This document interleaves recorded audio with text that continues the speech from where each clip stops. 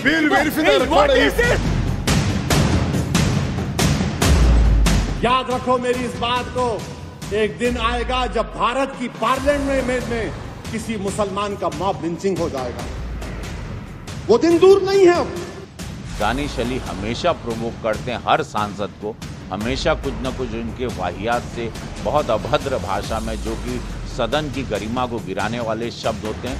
लेकिन उस दिन मैं सदन में खुद मौजूद था और बार बार दानिश अली प्रधानमंत्री जी को नीच कह रहे थे, और कोई स्पीकर यदि बोल रहा है उसको बार बार प्रोवोक कर रहे हो, रमेश भिदोड़ी जी को प्रोवोक किया और उसमें भी आप प्रधानमंत्री जी को इस तरह से डेरोगेटरी रिमार्क्स के साथ प्रोवोक करोगे तो स्वाभाविक है कि वो प्रतिक्रिया होगी।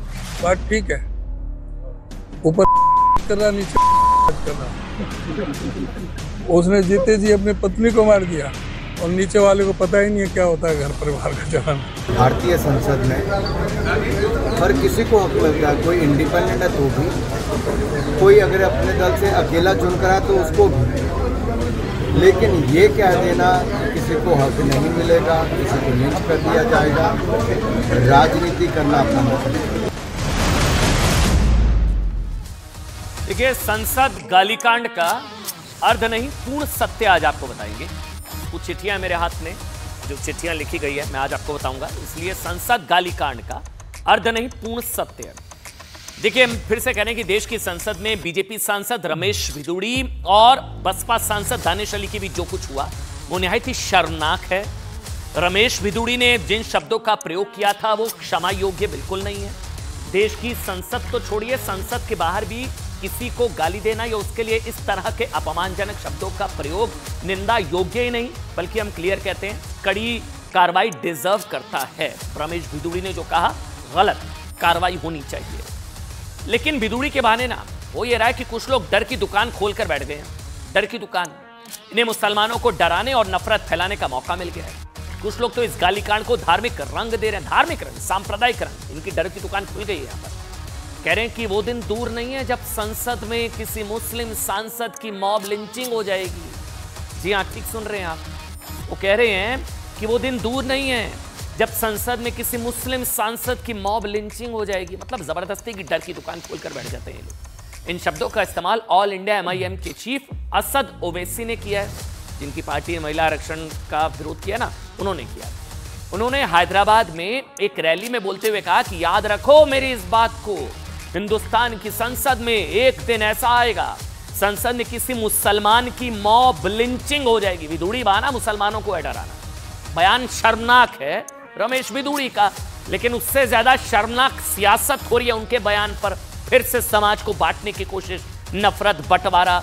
मतलब एक शर्मनाक विवाद पर आया तो शर्मनाक बयान आप सुनिए, फिर हम आपको बताएंगे कि जिन असद ओवैसी के भाई ये कहते हैं ना कि 15 मिनट के लिए पुलिस हटा लो तो पता लग जाएगा, तब इनके भाई किसकी लिंचिंग के लिए उकसा रहे थे? भाई असद ओवैसी साहब, आपसे सवाल है, बड़ा दर्द हो रहा है ना अब आपको। उन्होंने गलत करा रमेश भिदोड़ी, हम भी उनके बयान के खिलाफ हैं, लेकिन आप मुसलमानों को की लिंचिंग के लिए उकसा रहे हैं।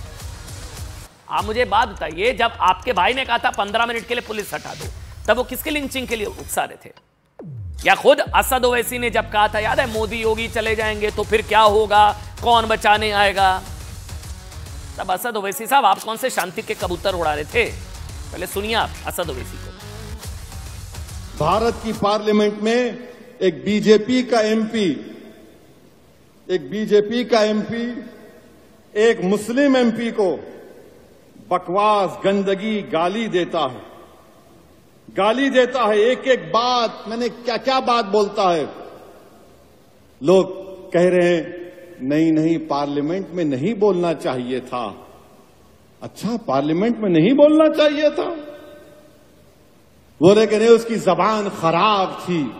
याद रखो मेरी इस बात को, एक दिन आएगा जब भारत की पार्लियामेंट में किसी मुसलमान का मॉब लिंचिंग हो जाएगा। वो दिन दूर नहीं है अब। हाँ, वो दिन दूर नहीं है। जबरदस्ती का भड़काने आ जाते हैं लोग। मतलब भिदोड़ी साहब ने इनको मौका दे दिया भड़काने का। रमेश भिदोड़ी का बयान गलत, कार्रवाई होनी चाहिए, एक्शन होना चाहिए। बोल कैसे दिया? और हम कह रहे हैं संसद के अंदर नहीं, संसद के बाहर भी इस तरह की शब्दावली और इस तरह के अपमानजनक बयान की कोई जगह नहीं है। क्लियर कर दिया। और यही होना चाहिए, एक्शन होना चाहिए। जांच चल रही है, एक्शन होना चाहिए, बिल्कुल होना चाहिए। लेकिन आप पर भी तो होना चाहिए। आप तो भड़का रहे हैं, संसद में मुसलमान की लिंचिंग हो जाएगी। वैसे असद ओवैसी के भाई ने 2012 में खुलेआम हिंदुओं को धमकी दी थी। तब किसी ने कहा था कि हिंदुओं की लिंचिंग हो जाएगी, ये लोग कर देंगे। इसी देश की न्यायपालिका ने उन्हें 1 दशक बाद सिर्फ हिदायत देकर बरी भी कर दिया, इसी बयान पर 15 मिनट वाले। ओवैसी ने भी इस फैसले पर खुशी जाहिर की थी। वो भी अपने बयान को कथित हेट स्पीच कहते रहे। उन्होंने अपने भाई के बयान पर खेद व्यक्त नहीं किया, बल्कि कहा वो कानून का सामना करेंगे। तो रमेश बिदुड़ी भी कानून का सामना करेंगे।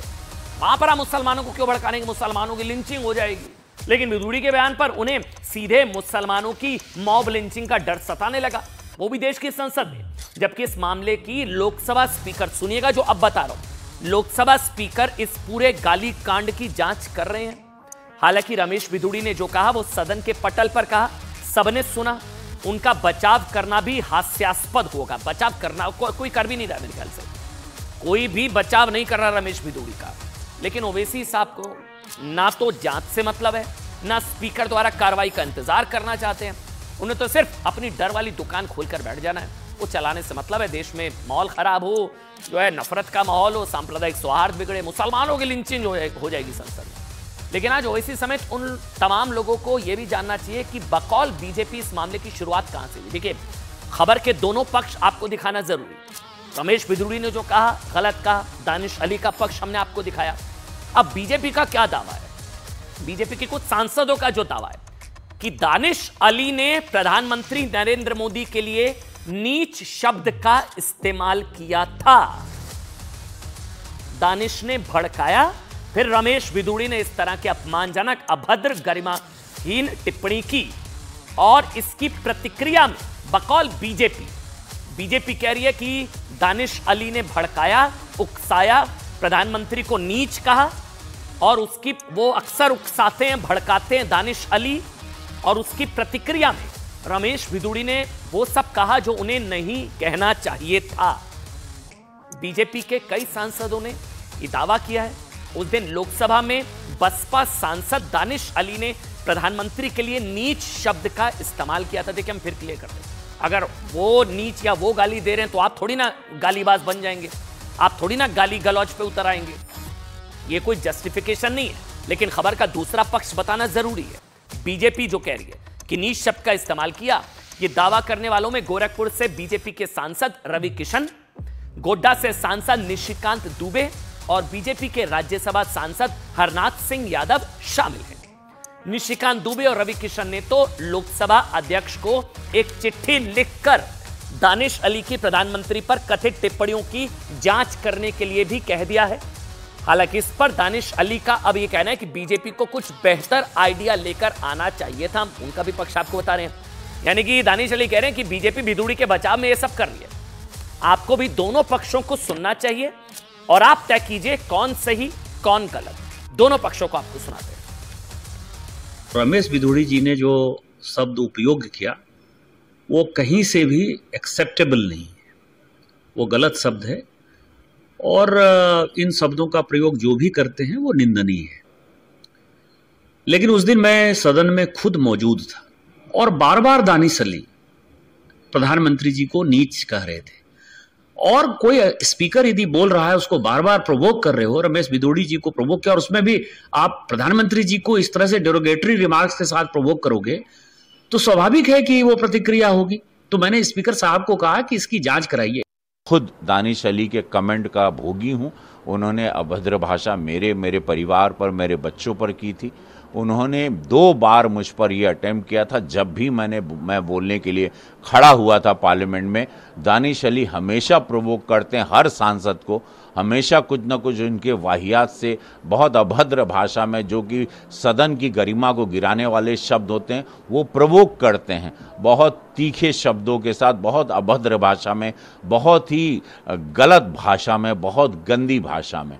वो भी चेक करना चाहिए। स्पीकर महोदय से मैं गुजारिश करूंगा कि इसकी जांच कराएं, क्योंकि ये एक और विशेषाधिकार हनन का मामला बनता है। क्योंकि निशिकांत दुबे ने जो लिखा है, मैं उन पर विशेषाधिकार हनन की कार्रवाई की मांग करूंगा। जो निशिकांत दुबे ने कहा है, अगर वो सही है, प्रमाणित है, तो उसकी वीडियो होगी अच्छा, दानिश अली की चिट्ठी मेरे हाथ में इस वक्त, मैं बस एक हिस्सा आपको जल्दी से पढ़कर, निशिकांत दुबे की चिट्ठी है दानिश अली को लेकर। निशिकांत दुबे ने जो, मैं बस एक हिस्सा पढ़कर बता रहा हूं, जो निशिकांत दुबे, बीजेपी का दावा है कि इन्होंने कहा ही but could be clearly heard saying, वो साफ तौर पर सुनाई दे रहे हैं कहते हुए, डेट नीच को नीच नहीं कहेंगे तो क्या कहेंगे। उन्होंने प्रधानमंत्री को नीच कहा और आगे ये दावा निशिकांत दुबे का कि नीच को नीच नहीं कहेंगे तो क्या कहेंगे। ये the statement made by Shri Danish Ali I think was more than enough for any patriotic public representative to lose his calm, and it led to Shri Biduri responding to him like he did. यानी कि प्रधानमंत्री को नीच कहा, नीच को नीच नहीं कहेंगे तो क्या कहेंगे, ये खबर का दूसरा पहलू। अब दानिश अली ने प्रधानमंत्री को नीच कहा नहीं कहा, वो दानिश अली बताएंगे और जांच में सामने आ जाएगा।